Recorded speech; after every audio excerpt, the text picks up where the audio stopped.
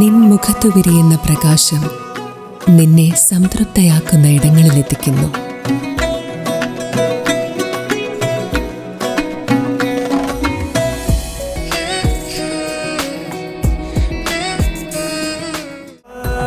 പ്രൗഢമായ ബന്ധങ്ങൾ, പ്രൗഢമായ പൊന്നിനൊപ്പം.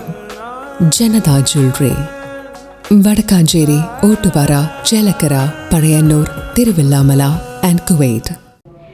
വരവൂർ ഗവൺമെന്റ് ഹയർ സെക്കൻഡറി സ്കൂളിൽ വിദ്യാർത്ഥിയെ അധ്യാപകൻ മർദ്ദിച്ച സംഭവത്തിൽ പ്രതിഷേധം ശക്തമാകുന്നു. ദളിത് വിദ്യാർത്ഥിയെ മർദ്ദിച്ച സംഭവത്തിൽ സമഗ്രമായ അന്വേഷണം വേണമെന്നും കുറ്റക്കാർക്കെതിരെ ഉടൻ നടപടിയെടുക്കണമെന്നും ആവശ്യപ്പെട്ടുകൊണ്ട് കോൺഗ്രസ് നേതാക്കൾ രംഗത്തെത്തി. വിദ്യാലയങ്ങൾ സുരക്ഷിതമായ പഠനാന്തരീക്ഷം നൽകേണ്ട ഇടങ്ങളാണെന്നും അവിടെ ജാതിയുടെയോ മതങ്ങളുടെയോ പേരിൽ ഉണ്ടാകേണ്ട അതിക്രമങ്ങളോ വിവേചനങ്ങളോ അംഗീകരിക്കാനാവില്ലെന്നും കോൺഗ്രസ് നേതാക്കൾ പറഞ്ഞു.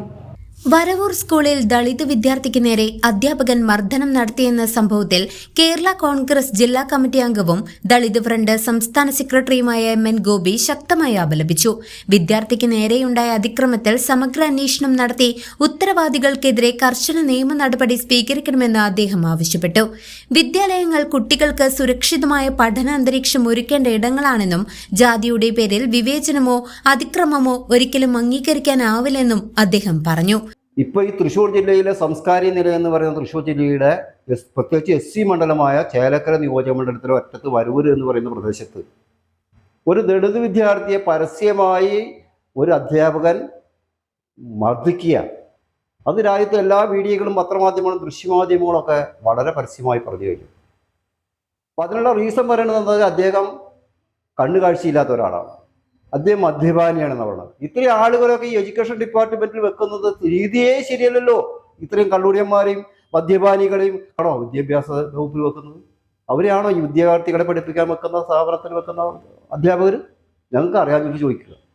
അത്ര അധ്യാപകരൊന്നും ഈ സ്ഥാപനത്തിൽ തുടരാൻ അനുവദിക്കാൻ പാടില്ല. ആ കുട്ടിയെ വളരെ മാരകമായ എന്തെന്നെ തെറ്റ് ചെയ്താൽ ആ കുട്ടിയെ വളരെ ശാസിക്കുന്ന രീതി കൂടെ പറഞ്ഞ് മനസ്സിലാക്കേണ്ടതല്ലേ. ഇത്രയും അധ്യാപകരൊന്നും ഈ സർവീസിൽ ഇരിക്കാൻ പാടില്ല.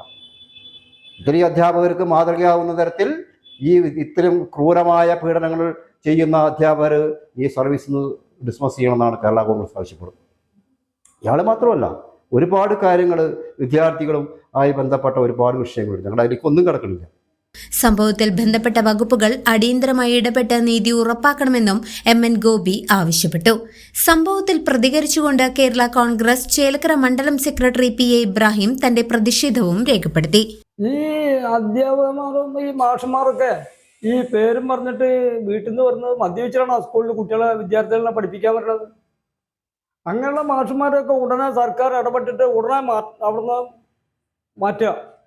ജോലിയിൽ വെക്കാൻ പാടില്ല.